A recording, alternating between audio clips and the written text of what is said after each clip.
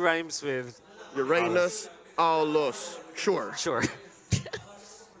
How do you feel about that? Because, you know, I was so excited that the Aulus will be picked up. I thought that it could, you know, work. Maybe they found out something, like you said, but then we go back to Uranus. Mad ballsy, but I actually like the Uranus. Yeah. Yeah. Yeah. Made the right call. Yeah. So basically, it's a lot of protection, a lot of no, I would more of a shield. It's a sort of a shield lineup, obviously, right? These two lineups are very oriented, very flat out in what they want to accomplish here in this match. Yep, the roadmap and the winning image for both So Nexplay clear. Evos and RSG are clear as day. But only one of them can take game one. Here we go, the opener for day 3. The crowd is loving it. H2 and Demon Kite starting purple. All right, so here we go on to the first match of the day. And I have to admit that I miss H2O on the Fanny. It's been a while. Yeah. It's been a hot minute. He is one of the most prolific assassin players in the league. And everyone is excited for this guy so far. And I love in the crowd now. Now, there's a big advantage coming out from RSG in the early stages that, in a way, they can use this Paquito in this to get kills onto the side lanes. And with Beatrix being a solid killer at any point in the game, this means that they can work around with that. But that's also true with Nexplay Evos. They have the Fanny. If they utilize this Ruby and Eve combo in the early to the mid stages where they have ultimates, gonna be dealing so much damage, and then the Fanny can close it all out. To add to that, they have this Phobius that can just make any teamfight winnable for Nexplay Evos once he has his ultimates. But that means Nexplay Evos are so cooldown dependent. That is true. So at that point, you have to really get your items first, right? Yeah. You got to get the book first if you want to go for the fights. Same here with a lot of the damage output that was going to come from Donut. Obviously, the itemization is just heavily reliant on that gold lane. But we have Light, obviously, wants to get some action. That was a very early aggression here, coming in from NXP, but he's so confident, and this is why H2O, he's on the fly. Mycophobia inside will mean that RSG are going to have to pull it back a little bit, but that was pretty hot. I mean, they can feel it, we can feel it right here. They can feel it. They know that they can utilize this Fanny in almost any instance in this game as long as he has his energy, and we saw how he's able to force out the members of RSG. However, because of their efforts into the bottom lane, they kind of leave open the turtle find the Aqua. That's what we're talking about, that level 4. H2 the steal! And the steal! Oh my goodness, the retribution is real. H2O still proving that he still got it. So far, all of the moves on the map are going sideways, 50-50, but this dive plus the turtle. Oh, did he? Yep, he did. He got it against all odds once more, just proving to everyone once more that he is definitely in the running for one of the best jugglers in the world. Or H2, as Nats cancels it, but yeah, that's a Uranus. And again, Phobius is really just gonna scratch the surface of that bad boy. Yep. So we can't expect that to happen later on, but the more surprising fact is that Donut's being very aggressive on the bot side earlier. Yep. That's so much confidence, again, that I mentioned earlier before the draft on his team. He knows that he has instant backup, courtesy of Mycophobia as well as this Fanny. H2 can go for the punish. Like the fact that Donut's actually being very aggressive right now. Yeah, a little bit of a BMI. It's to spot people out, but not going to be helpful. Mycophobia is low. Again, in not any big danger yet. So far, we're seeing how that Kufra is paying off. If that was a Franco, they could not have pushed back on the 4. If it was a Franco, they could have just hoped for a hook. But this was all a good setup because RSG, they got 3 dudes up top. Look at the chip shield damage. The gold, actually, in all of this, all the actions that RSG is doing is resulting in a very, very high gold lead, at least in 4 minutes. We got H2O trying to make a difference here. Obviously, we've seen the burst that Aqua can provide on that Kagura is very solid. You cannot sleep on Aqua right now. Yep. Every time the Nexplay Evos are making a move on other parts of the map, it seems like RSG are reacting to it in a trading kind of manner as they went in for the top lane. In fact, they know that there will be no backup come top lane. That's why Demon Guide played bits on the top lane against the turrets. It's able to actually give so much of a lead for RSG. 1K at 4 minutes is considerably high. That's true. With Nats with a, recall BM right there in the faces of his opponents, while the rest of his team just slides on over the turtle. Quick take there. It'll be important for Nexplay to keep this bottom lane up, but Donut still receives the damage though. Does.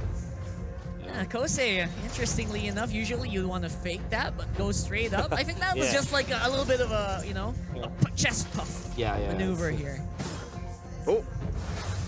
To be careful now if you are RSG, because this Claude, you need to put attention on him. That's what we're talking about. This is what we're talking about. This is what a Kufra does against a Fanny, and we talked about it before the draft, during the draft rather.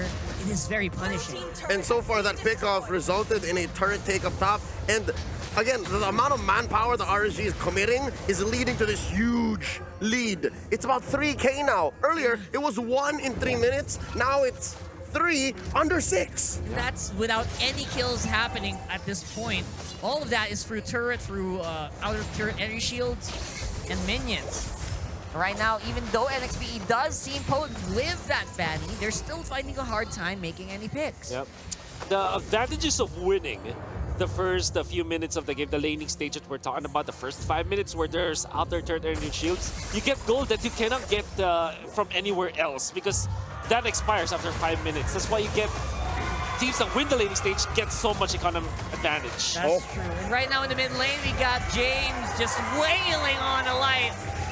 And again, the Phobius is making its payoff here.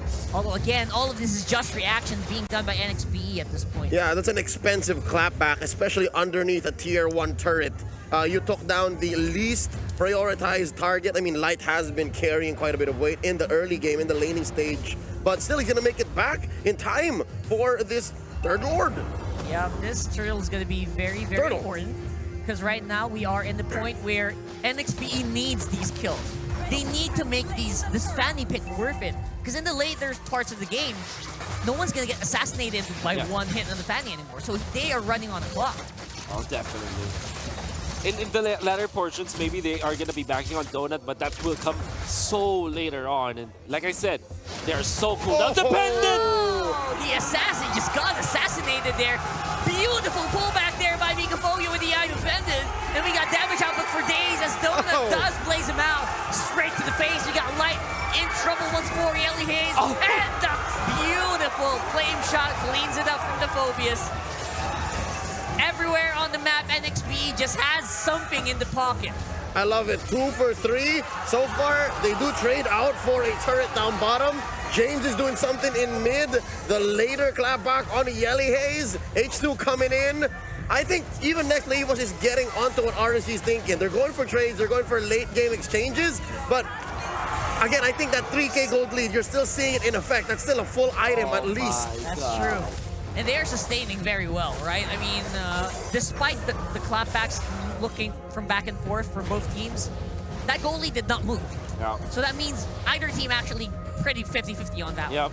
And the reason why they got the 50-50 is because of Mikophobia's counter. But Demon Kite able to assassinate. Look at that. I'm offended. Under the turret, Yellow Haze with the damage, he immediately gets into the real-world manipulation form and then able to equalize. Unfortunately, they overstayed their welcome. Already, Nats and Kusei have set up shop under their turret. And the two were able to get a kill. And then when they transferred into the mid lane, guess what? They got another kill. This is the reason why RSG finally gets I think undeniably wins the early stages of the game. We're slowly moving into mid. I think the mid game is what's going to go a little faster for RSG, given that it's undeniable Demon Kite can burst people down. Kosei is going to make the most of that Weapon Master. And H2 here in trouble once more. And H2 is just not having a fun day. Just because everyone can kind of burst him down instantly, just like Mikophobic. And considered it, he is the tank. Mikophobic evaporated there against Kosei. Ouch, James. Ouch. Misses the mark on the Astro's Eye, meaning to say this demonic force will not be refreshed. And Kosei didn't even have to commit his flicker right there. He just there you go. This is what we're talking about. Woo! Usually a Paquito would have made a big mark there. Donut surviving by the skin of his teeth against the Paquito and the Uranus. Even Nats couldn't catch him. He was just swerving, moving left and right like Bran should have. But again, at least it turned into a free lord. Can I just give it an observation? They're moving at a very irregular Oh, the pace. dragon. I don't know if you guys noticed this. They seem to be taking fights in very weird times. Yeah. And it's not big on fights. It's just one-off each and every time. They seem to be committing consistently. And slowly but surely, I think it's RSG who's going to come out if this keeps happening. Because Nexplay Evos is not ready. Yeah, they can't seem to answer the flow of RSG right now, right? Yep. Aqua's flow. They need their own flow, courtesy of H2 for sure. As a 0-2 start to Afani is unacceptable. He only has one full item at this point. You don't want to see that from your leader, let alone your jungler. Especially if he's playing a tempo-based hero. This Fanny needs some kills. But at this point, with so much defensive items, for example, a Wind of Nature for Kusei, dominant size on the Uranus, of course the incoming armor again from Demon Kite, it's gonna be very difficult to score some assassination kills on the Fanny at this point. Oh. And yes, RSG does not get what they wanted, no inhibitors down, but the map is all red, it's all theirs. Yeah, massive map control. That lead from Free-K we're talking about earlier, reaching almost 9. Very snap. All of this is with passive movement, passive gameplay, right? And I don't know what they can do against this Beatrix. No one can actually reach the backline without any big movements, like a big obvious jump, or again H2O going to the back, which is, I think at this point, he's very hesitant. Can you feel the hesitation of this guy? You can smell it. You can smell it. Maybe because of the fact that Light is always protecting his teammates. Look at him, it's always in the vicinity we're in. He can land a bouncing ball, so if ever H2 does come to the backlines, he does have a way to defend his teammate. And that's the thing, that's the beauty of how RSG drafted. If this was a Sicilian on Aqua, he would need protection, but no, it's actually just Kosei who needs protection this whole time. That's right. So Light is making like Kevin Costner from the movie The Bodyguard. Yep. You should watch that though. Anyway. I haven't, it was way before my time. I only saw it on my mom's shelf. Yeah, I mean, VHS tape. there's nothing wrong with watching old movies. No, you're Especially right. when it's with Especially your... the classics. Yeah, the classics. You're right. So guys, just a little bit of a heads up. I mean, Got the some good references might not be understood by the people right now, but it's nice to... Look it up. you know, look it up. Look it up. Look it up. Google it. Anyway, for the meantime, again, NXP is in full defensive mode. I don't think they're gonna go out anytime soon on this base. Normally, a team like this would do is they would go on defensive and just wait for the enemy team to commit a mistake. And you're talking about MSC champions and Season 9 champions, so I don't know if that's gonna be a thing here. That's gonna be a tall order here for NXP. The thing about NXP is they have at least mid pushed. So maybe H2 can slowly work on top lane. That's already taken down. And he can make like a Ling. This Fanny can make like a Ling and just start clearing waves, run away. But the way RSG is playing, again, you're covering these bushes so well. Like, Light's gonna stay here. Yep. This is an artery. This is a main artery for Nexplay Evos. And then the other dudes can just burst you. Say for Nats. Nats can just at least report. He's here. You know what? H2O is not doing it. He's not going out of the map. He's not trying to go for any long pushes on the lanes. I think he can. What are they? I think what NXT is doing is they're holding him as like big DPS in the Yeah. big team fight later on. So that kind of positioning coming out from Light, there was a meme from before, but we call this the smart position. That's a smart position. Yeah. As Raflisha actually stayed in that position so many times because there's a smart logo in there, and the fact that it is actually covering so much. On the mirror side, yes. That's on right. this wall over here to the left. Right. Yeah. That's right. That's why it's the smart smart position. I like to call it the smart push. How about we name bushes now, right? We'll get there. Not literally now, but Yeah, We'll get there. off camera. yeah. All right, so Look, a Luminous Lord. a Luminous Lord is walking on with their base. It's a very empty base. And again, I'm still looking for the function of the Fanny, but right now RSG is just chilling. Yeah. They're very chilled, not committing at all. Yeah. Just like that guy you met on the dating app. Anyway, so Don't ask me. yes, Not a real story at all. not a real story. Anyway, I don't know how long they can keep this up. What's RSG waiting for? That's a big question. What are they waiting for right now? I think they are respecting the fact that there is the Blazing Duet to clear the waves and punish heroes at the same time. And that's very true with Yelly Hayes. And they know that Nexplay Evos are known for this, for these Nexplay ways, segues, whatsoever. So RSG are completely respecting NXP Evos right now. So what are they waiting for?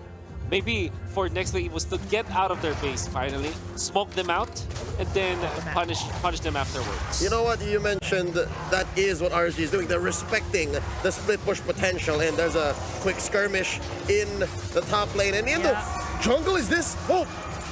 Oh boy. You know what they also have to respect? That Renner shot, man, put Mikophobia in half. Yeah. He's That's supposed to be the main tank of this Exactly. team. That is scary right now. Famished.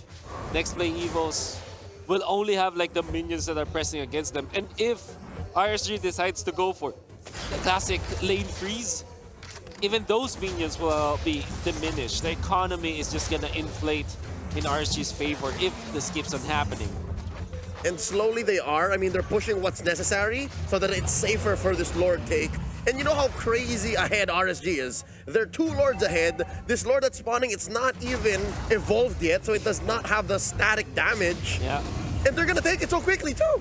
Yeah, they don't seem to care. They Yes. are just gonna take what they can on the map. 16-minute Lord. They're so ahead that Kuse actually holds a push that's quite in the front lines if you think about it. Yeah. Basically, just like Hawkeye, man. He's on the roost. Yeah. My God, RSG. Third Lord under 16? Let's talk. This is discipline at its finest.